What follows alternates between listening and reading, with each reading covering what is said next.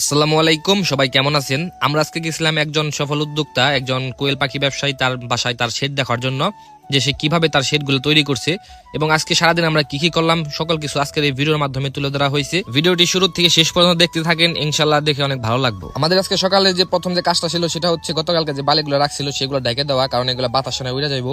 এবং আমাদের যে কারেন্টের কাজগুলো যেগুলো বাকি ছিল সেগুলো আজকে আমরা কমপ্লিট করছি, কারণ এগুলো মনে করেন যত লেট করবো আমরা তত লেট হইব, যত দেরিতে কাজগুলো করুম তত লেট হইব।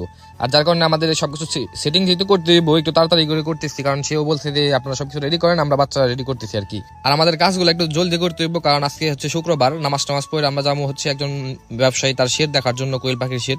সে ওইখানে প্রায় 15-20 হাজার কোয়েল পাখি পারলে, এবং তার কাছে বিশাল বড় একটা ইনকিউবেটারও আছে, 2টা ইনকিউবেটার আছে আর কি, মানে সকল কিছু তার কাছে আছে। তো আমরা যাবো সেখানে আজকে পরিদর্শন করার জন্য, কারণ আমাদের শুরু করার আগেও একটা মানে ধারণা নেওয়া, যেটুকু ধারণা আছে তারপর আমাদের তার কাছ থেকে, যেহেতু সে রানিং আছে, তার কাছ থেকে আমাদের ধারণা নেওয়া প্রয়োজন। কিছু কিছু কাজ আছে যেগুলো হয়তো আমাদের অজানা থাকতে পারে, আমরা তার কাছ থেকে গেছিলাম আজকে সবকিছু জানার জন্য।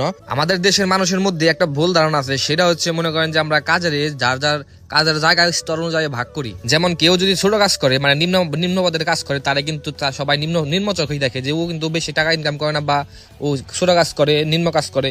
যে সরকারি কাজ করে তার কিন্তু দামি থাকে অন্যরকম। কিন্তু এখানে মেন কথা কি, সে ও কাজ করতেছে টাকার জন্য, যে সরকারি চাকরি করতেছে সেও কিন্তু কাজ করতেছে টাকার জন্য।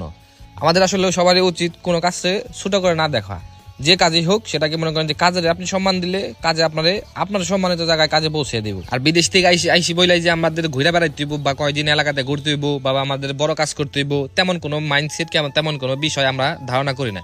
আমরা সবসময় কাজের মূল্যায়ন করি, কাজের যেটাই হোক, ছোট হোক বড় হোক, কাজের মূল্যায়ন করি। কারণ মানুষ ছোট থেকে শুরু করে এবং আস্তে আস্তে সে ধীরে ধীরে বড় হয়, হয় সে সফল হয়, না হয় সে মনে করেন যে পড়ে যায়, যে কোনো একটা হবেই। এখানে মনে করেন যে ফলাফল একটা বেরোইব, হয় সে পারবো অথবা সে পারবো না।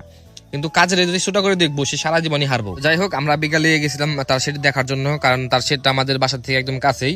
আর তার শেডে আছে অনেক মুরগি, সেগুলা মুরগি না, আসলে এগুলা পাখি বলে, কোয়েল পাখি, এগুলা মুরগি না। যাই হোক, তার শেডগুলা দেখলাম এখানে।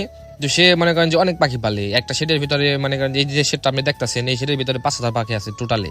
আর এগুলো সব হচ্ছে প্রোডাকশনের। তবে আমরা চেষ্টা করবো এমন ভাবে শেড করার জন্য। তবে সেই যে খাঁচাগুলা বানাইছি, খাঁচাগুলা খুব একটা জুতের হয় নাই।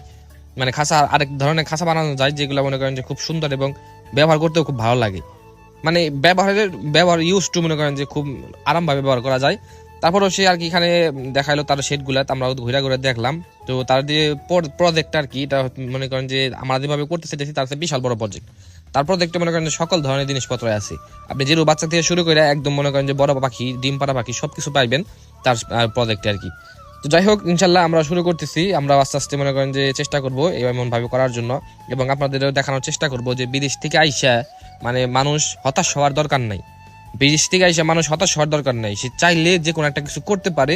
আমরা সেটা আজকে আপনাদের দেখানোর চেষ্টা করব, কারণ আমাদের এই পেজে অনেক মানুষ আছে, অনেক মানুষ না, আমার প্রবাসী ভাইরা আছে অনেক, যারা আমার ভিডিও দেখে।